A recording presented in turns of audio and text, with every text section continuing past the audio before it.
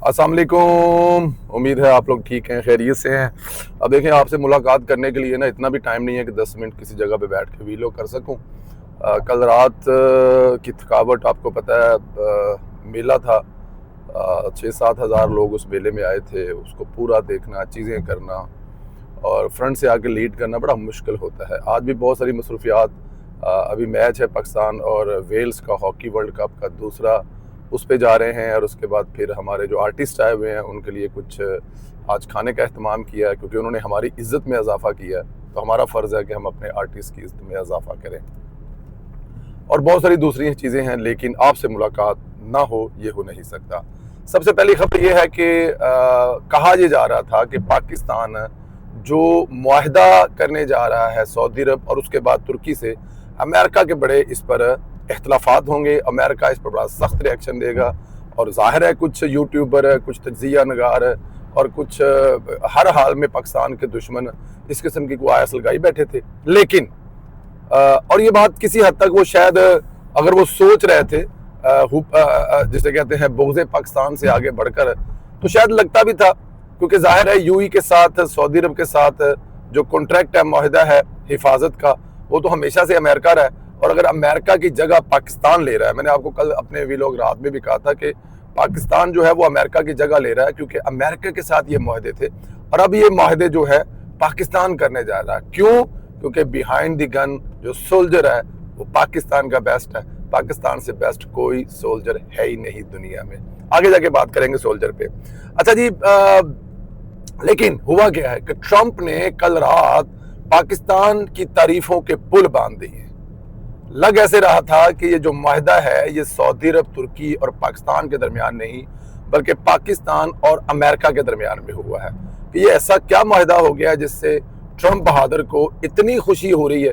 Trump बहादुर जो है तारीफों के पुल बांध रहा है। उन्होंने कहा है कि ये मुआहदा जो है वो बहुत अच्छा मुआहदा है, इससे अमेरिका को कोई प्रॉब्लम नहीं है, कोई तकलीफ नहीं है।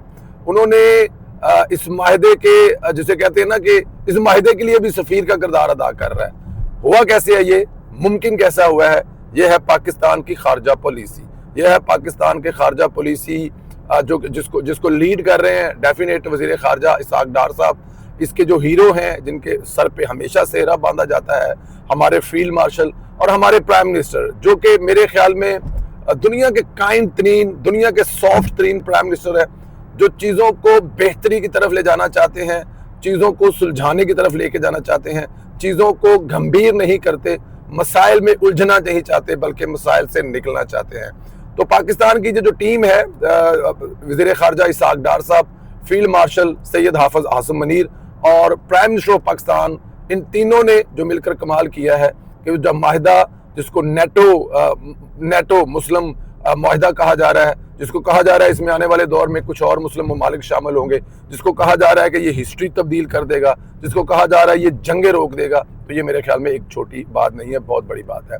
इसके साथ जुड़ी एक और खबर है। अमेरिका की कांग्रेस में एक मुआहदा, एक करारदाद पेश की गई है, जिसमें बताया गया है कि अब तक कितने सौ फौजी जो हैं वो ईरान और अमेरिका की जंग में जख्मी हुए हैं। 9 से 10 फौजी जो हैं वो कह रहे हैं कि इस जंग में हलाक हुए हैं। और इससे जो योमिया खर्चा है अमेरिका का हो रहा है, जो अमेरिका की टैक्स पेयर की जेबों से निकल रहा है, जो अमेरिका की इकोनॉमी को हिला रहा है, वो है $1 अरब डेली का खर्चा। 1 अरब डेली का। अब अंदाजा करें 1 अरब का मतलब क्या है, कितने सौ पाकिस्तानी, कितने पता नहीं, मैं अब क्या हिसाब लगाऊं इसका, मेरा वो हिसाब किताब भी आगे पीछे हो गया है। तो $1 अरब इस पे खर्च हो रहा है। और फिर इससे जो खलीज के ऊपर जो खतरात मंडलाए हैं उसकी भी बात कर लें आप। तबाही हुई है। आप देखें कि पूरा यूएई जो है वो इस वक्त डैमेज हुआ पड़ा है। पूरा यूएई जो है वो, मैं अब उनके लिए कोई ऐसे लफ्ज इस्तेमाल नहीं करना चाहता, लेकिन वो डिस्टर्ब हैं। सऊदी अरब को पाकिस्तान से मुआहदा करना पड़ा है, ये वो नुकसानात हैं। कल तक जो अमेरिका इस खित्ते का जाहिर है बाप बना हुआ था, इस खित्ते का लीडर बना हुआ था, इस खित्ते का अन्नदाता बना हुआ, इस खित्ते को हिफाजत के नाम पर अरबों रुपए बटोर रहा था, अब वो अरबों रुपए भी नहीं बटोर रहा और अपने अरबों रुपए डॉलर जो है वो जाया भी कर रहा है। इसमें जो दूसरी मजे की बात है, इस करारदाद में कहा गया है कि पाकिस्तान का किरदार जो है उसको कभी अमेरिका नहीं भुला सकता। जितना पॉजिटिव किरदार इसमें पाकिस्तान ने अदा किया इसकी मिसाल नहीं मिलती। पाकिस्तान ने गैर जानबदार रहते हुए, पाकिस्तान ने बगैर किसी की साइड लिए हुए दोनों फ्रीकैन को टेबल पर बिठाया, दोनों फ्रीकैन की सुलह सफाई की तरफ ले गए और 45 से 50 साल की दुश्मनी को जो है वो जो खत्म करने में बड़ा अहम किरदार अदा। उस करारदाद में यह भी कहा गया कि पाकिस्तान ने अपनी इकोनॉमी को दांव पे लगाया, पाकिस्तानी अवाम ने तकलीफें काटी। जब पाकिस्तान में इस्लामाबाद टॉक 1, 2 और तीसरी की भी बात गश्त हुई तो दोनों शहरों को बंद किया गया, शहरियों ने तकलीफ उठाई, लंबे रास्ते इख्तियार करने पड़े और बहुत सारी दूसरे मसाइल। तो पाकिस्तान को यहां पर भी अप्रिशिएट किया गया है। वज़ीर-ए-आज़म पाकिस्तान मियां मोहम्मद शहबाज शरीफ ने फौरी तौर पर रद्द अमल देते हुए सदर ट्रंप के शुक्रिया अदा करने पर उनका शुक्रिया अदा किया और इस पे भी शुक्रिया अदा किया कि वो इन चीज़ों को समझते हैं कि जोग्राफियाई जो चीज़ें हैं, जो इलाके के जो मसाइल हैं जो तब्दील हो रहे हैं, उस पर सदर ट्रंप बजाय कि जिद के आने में या बजाय कि कोई ऐसा स्टेप उठाने में वो इसको अप्रिशिएट कर रहे हैं। ये एक बहुत पॉजिटिव बात है। तो उन्होंने जब सदर ट्रंप ने खुशी का इजहार किया पाकिस्तान और सऊदी अरब के माहदे पर, तो वज़ीर-ए-आज़म पाकिस्तान मियां मोहम्मद शहबाज शरीफ साहब ने भी उसका शुक्रिया अदा किया। और अमेरिका के साथ कल रात को मैंने जो आपको बताया था, मैंने कल रात को आपको ये खबर दे दी थी एक्चुअली अगर देखा जाए तो, कि पाकिस्तान के साथ जो अमेरिका की ट्रेड है 8 अरब डॉलर पर पहुंच गई है। इसकी वजह सिर्फ और सिर्फ इत्मीनान है कि दोनों तरफ से दोनों फरीक जो हैं या दोनों आप कह सकते हैं कि जो ममालिक हैं, दोनों ममालिक के सरबराहान हैं, उनका आपस में जो एक अच्छा कॉन्फिडेंस है, उनकी आपस में जो एक अंडरस्टैंडिंग है, उस अंडरस्टैंडिंग की वजह से जो दोनों ममालिक के बिजनेसमैन उनमें भी एक कॉन्फिडेंस आया और ये वो वजह है जिसकी वजह से हर गुजरते दिन के साथ पाकिस्तान और अमेरिका के तल्कात जो हैं वो अच्छे होते जा रहे हैं। अच्छा जी, एक और खबर है, ये बड़ी अहम खबर है। मैं समझता हूँ कि ये ईरान की बहुत बड़ी फतह है। ईरान के जो जैसे ना अमेरिका की जो इकॉनमी है वो डगमगा रही है इस जंग की वजह से, और ईरान की तरफ से कोई कंप्लेन नहीं आ रही कि असि मर गए हैं, लुटे गए हैं, सारी मदद करो, वो खुद लड़ रहे हैं। यहाँ पर आकर जो एक चीज बड़ी अहम है वो ये है कि सदर ट्रंप ने इंकशाफ किया है कि सदर ट्रंप जो है वो ईरान की जो सियासी लीडरशिप है उनके साथ जो राब्ता करते थे, उनके साथ जो बातचीत करते थे, तो जो रिएक्शन है वो बड़ा सख्त पासदाराने इनकलाब की तरफ से आता था, क्योंकि ईरान में सब कुछ जो चीजें लेके चल रहे हैं वो है पासदाराने इनकलाब, जो उनकी फौज, जो उनकी एक जो फौज के अलावा उनकी एक फौज है।